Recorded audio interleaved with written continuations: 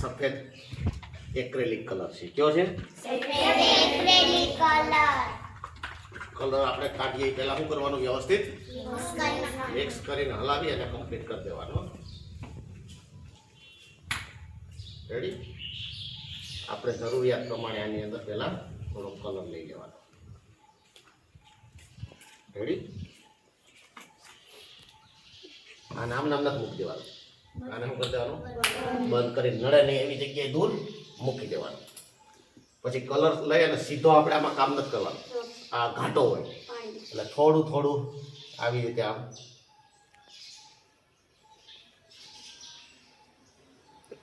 ઉમેરતું જવાનું અને પછી વ્યવસ્થિત મિક્સ કરી દેવાનું. નહીં તો સાઈડમાં અહીંયા પાણી દે ને અહીંયા કલર દે.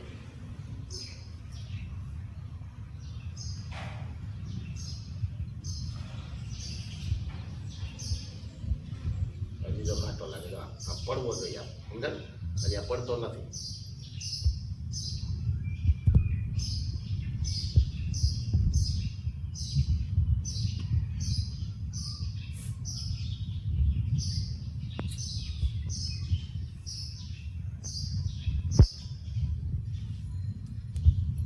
આપણે જ્યારે કલર સાથે કામ કરતા હોય ત્યારે આજુબાજુમાં કઈ કઈ વસ્તુ પડી છે એનું ધ્યાન રાખવાનું.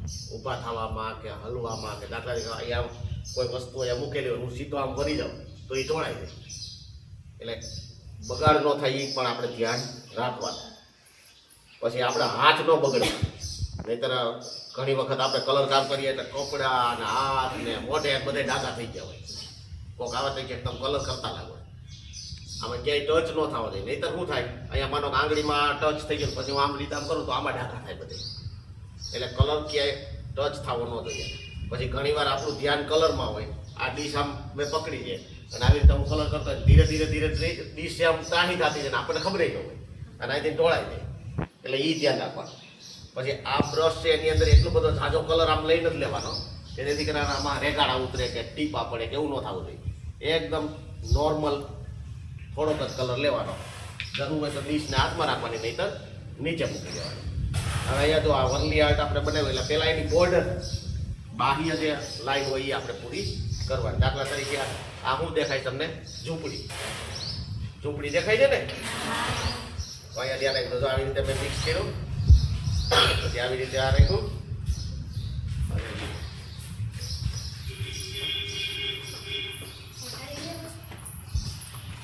આવી રીતે આપણે પેલા લાઇનિંગ કરી દેવાની.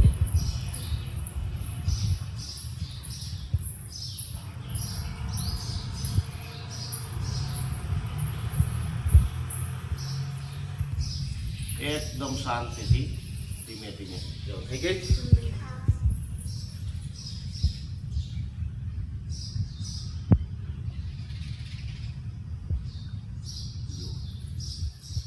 થોડો થોડો ભાવ લેવાનો. આમાં ક્યાંય ટીપુય નીચે પડવું ન જોઈએ, રેગાડો ન થવો જોઈએ, કોઈ વસ્તુ બગડવી ના જોઈએ. આપણા કપડાય ન બગડવા જોઈએ, આપણો હાથે ન બગડવો જોઈએ, કાંઈ ન બગડવું જોઈએ.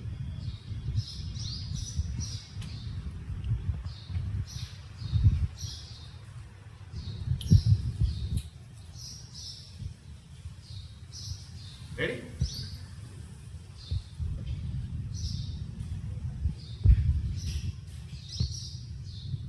દેખાય તમને બધે?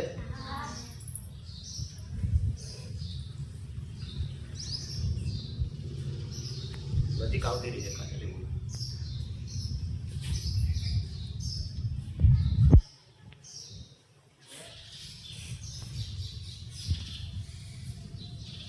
આવડી જાય ને? આવું હાવ હેલું.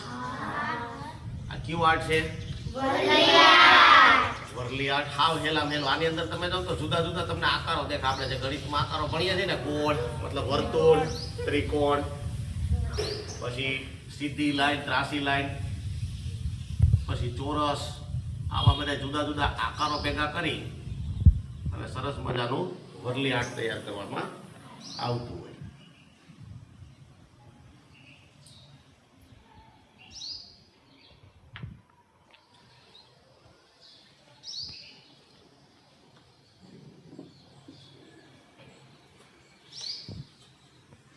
કાંઈ અઘરું છે નહીં, આવેલું છે.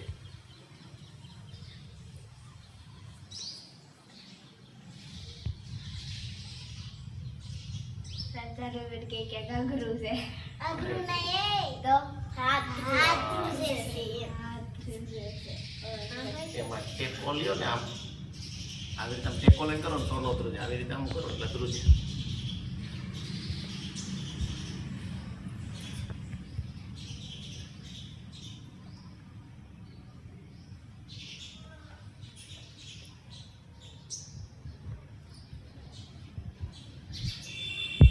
પછી આની અંદર તો કલર પૂરી દેવાનો છે એટલે એ લાસ્ટમાં આપણે રહી એટલે બોર્ડર વાળું કામ કરી લેવાનું જો આવી રીતે કરતા હોય ત્યારે અહીંયા ધ્યાન રાખવાનું આ કલર તાજો છે જે આપણે કર્યો તારે આની ઉપર હાથ મૂકો એટલે ક્યાં બગડે અહીંયા પછી ભૂલથી અહીંયા મૂકો એટલે એ કલર અહીંયા ચોટે એટલે આપણું ચિત્ર આખે આખું ખરાબ થઈ જાય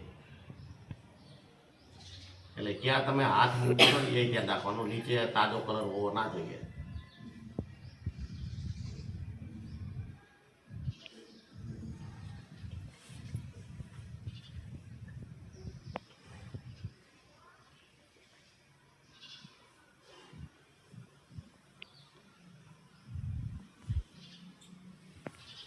ક્ષેત્ર આખું થાય પૂરું થયું તો બીવાર નહીં આમાં કઈ ચોક્કસ માપ લઈને બધું ન કરવાનું હોય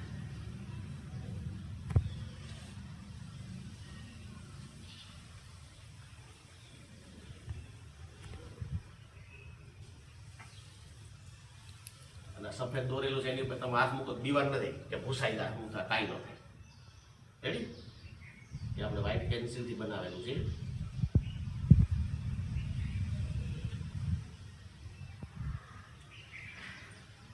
રેડી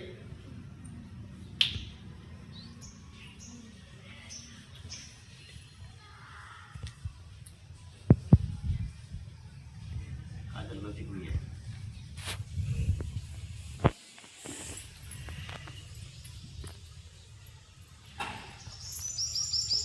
ગોળાકાર પછી આ કેવો આકાર બન્યો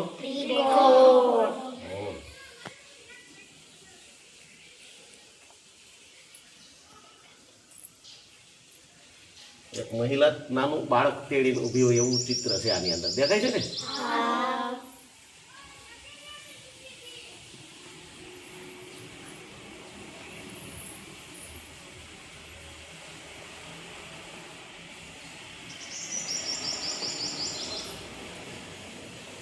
આવી રીતે પછી તમારે અંદરની સાઈડ કરવાનું થાય